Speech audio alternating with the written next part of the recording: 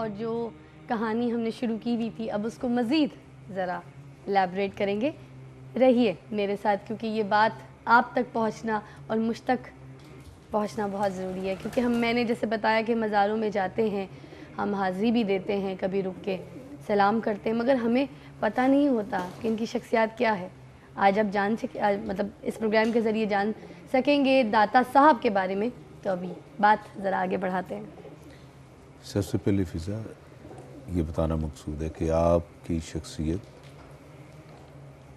برصغیر کی چند اہم ترین جو ہے وہ شخصیات میں سے ایک ہے. جی.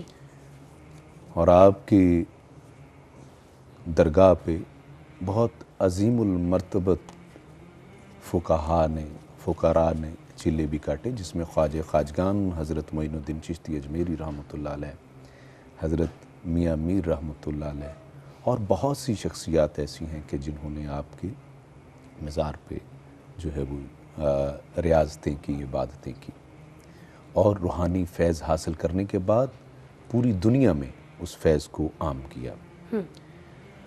اور اگر دیکھا جائے تو آپ کا تعلق کوئی لاہور سے نہیں تھا، آپ کا تعلق غزنی سے تھا. آپ غزنی سے تشریف لائے تھے اور پہلا جو آپ نے ابتدائی جو تعلیم آپ نے حاصل کی وہ غزنی سے ہی کی، جس میں سب سے پہلے قرآن کو حفظ کیا. یہ بات بتانا میں بہت ضروری سمجھتا ہوں کہ اکثر یہ سمجھ آ جاتا ہے کہ فقراء کی فکر جو ہے وہ رب کے قانون کی بغاوت کا نام ہے. اچھا. قطعاً ایسا نہیں ہے، کہیں بھی ایسا نہیں ہے کہ کسی فقیر نے جو ہے وہ قرآن کی تعلیم نہ حاصل کی ہو، اس نے حدیث اور فقہ کی تعلیم نہ حاصل کی ہو. یہ پراپر یہ تعلیمات حاصل کرتے، تعلیمات حاصل کرنے کے بعد پھر آپ جب یہ ان تعلیمات کو حاصل کر چکے، حدیث کی تعلیم لے چکے، پھر آپ نکلے روحانیت کی تعلیم کے لیے. جی. تو اس سلسلے میں حضرت آپ ایران، عراق اور آذربائیجان، اس میں ٹریول کرنا ضروری ہوتا ہے یقیناً کچھ حاصل کرنے کے لیے. اس کو پھر آپ نے اس کو مکمل کرنے کے لیے، یعنی روحانیت تعلیم لینے کے لیے پھر آپ کو ایک شخصیت ملی شام میں، سیریا میں، ان کا نام تھا ابو الفضل. مگر یہ روحانیت کی تعلیم حاصل کیسے کی جاتی ہے، ملتی کہاں سے؟ ہاں، یہ اسی سے مل سکتی ہے جو خود کامل ہو. اچھا. یعنی اپنی ذات میں کامل ہو، گناہوں سے دور ہو، اور قرب الہی جس کو حاصل ہوا ہو، اسی سے آپ جو نا وہ اس کی تعلیم جو ہے وہ حاصل کر سکتے ہیں. اور پتہ کیسے چلتا ہے کہ فلاں شخص جو ہے ان چیزوں سے فیض حاصل ہے ان کو، یا ہم ان سے حاصل کر سکتے ہیں؟ مطلب ہمیں یہ کیسے پتہ چلے گا کہ یہ وہ شخص ہیں؟ ہاں، اس کے لیے ان کے اعمال، داتا علی حجویری اس معاملے میں اس کی جو نا وہ نکھار اس طرح کرتے ہیں. آپ فرماتے ہیں کہ ایک شخص آپ کے ساتھ اٹیچ ہوا اور کہنے لگا کہ اے علی حجویری، میں تو ایک ولی کے ساتھ چلا تھا لیکن میں نے تیری کوئی کرامت نہیں دیکھی. جی. تو آپ نے اس کو پلٹ کے دیکھا اور کہا، اے بندے خدا، یہ بتا کہ میں نے کوئی شریعت کے خلاف کوئی کام کیا ہے؟ آپ نے کہا نہیں. پھر کہا کہ کیا میں نے کوئی ایسا کام کیا ہے جس کے میری وجہ سے کسی انسان کا دل دکھا ہو؟ کہا نہیں. تو پوچھا کہ اس سے بڑھ کے اور کرامت کیا ہو سکتی ہے؟ کیا بات ہے. اور اسی طرح پہچانے جاتے ہیں اللہ والے لوگ کہ جن سے سوائے للہیت کے اور جو ہے وہ کوئی جو ہے وہ سامنے ان کے پیش نظر کوئی بات نہیں ہوتی. اچھا، داتا صاحب کا شجرہ نسب کیا ہے؟ ان کی تاریخ پیدائش کیا ہے؟ داتا علی حجویری رحمۃ اللہ علیہ 400 سنہ ہجری میں غزنی میں آپ پیدا ہوئے، اور شجرہ طریقت جو ہے وہ بھی مولا کائنات علی کرم اللہ وجہہ تک پہنچتا ہے، اور آپ کا حسب نسب بھی مولا کائنات علی کرم اللہ وجہہ تک پہنچتا ہے. جی. مختصر اگر بتایا جائے تو یہی. اچھا، طریقت اور شریعت میں کیا فرق ہے؟ ہاں، بڑا اہم سوال ہے. اس کو بھی میں چونکہ آج جس فقیر کے حوالے سے بات ہو رہی ہے اسی کو جو ہے سامنے رکھتے ہوئے ایک بات کہنا چاہتا ہوں. اکثر یہ سمجھا جاتا ہے کہ شریعت کوئی الگ چیز ہے, طریقت کوئی الگ چیز ہے, جی جبکہ ایسا قطعاً نہیں ہے. شریعت اور طریقت آپس میں دونوں کا بہت زیادہ تعلق ہے. یعنی پہلی سیڑھی جو ہے شریعت کی ہے, دوسری سیڑھی طریقت کی ہے, اچھا. اور شریعت سے گزرنے کے بعد ہی انسان طریقت کی طرف بڑھتا ہے.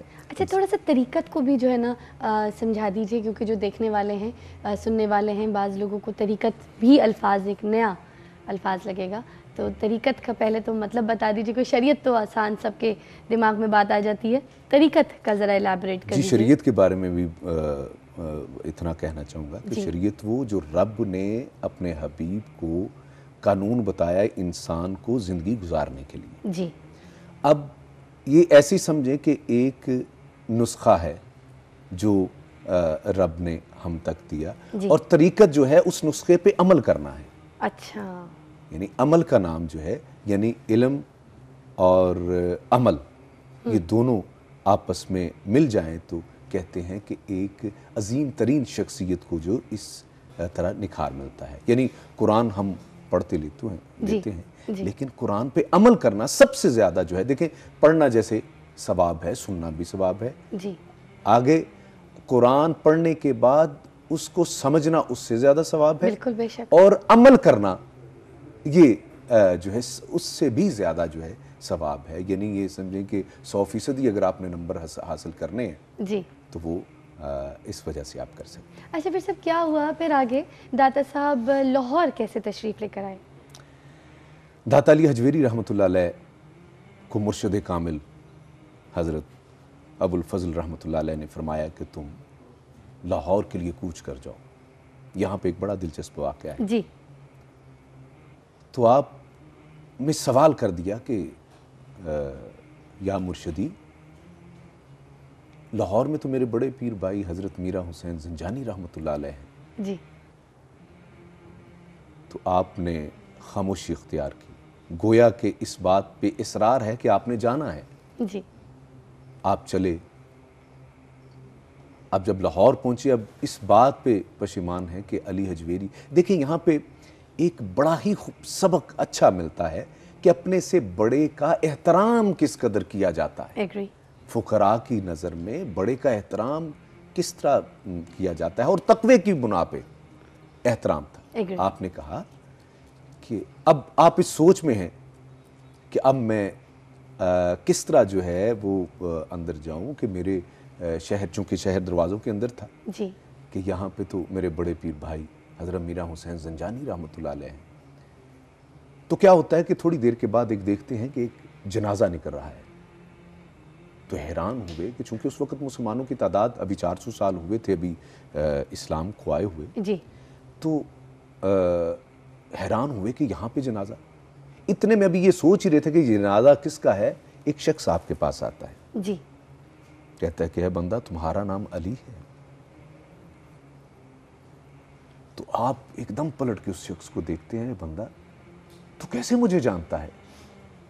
کہا کہ میں اس طرح جانتا ہوں کہ جو مرنے والا ہے اس نے مجھے بتایا تھا کہ میرا جنازہ جب تم لے کے جا رہے ہوگے, دروازے سے باہر آؤ گے تو ایک علی نامی ہستی جو ہے وہاں پہ موجود ہوگی, بس وہی میرا جنازہ پڑھائے گا. اچھا. تو کہا یہ مرنے والے سبحان کون اللہ, ہیں؟ سبحان اللہ. کہا یہ مرنے والا کون ہے؟ جی. تو آپ داتا علی حجویری کو شخص بتاتا ہے کہ ان کا نام حضرت میرا حسین زنجانی رحمۃ اللہ علیہ. فوری طور پہ اس بات پہ ایک عجیب سی کیفیت ہوئی, اور اسی وقت وہ بات یاد آئی کہ مرشد نے جو کہا مجھے, وہ شاید ان کی ڈیوٹی ختم ہو رہی ہے اور میری ڈیوٹی کا آغاز ہو رہا ہے. کیا بات ہے, کیا بات ہے.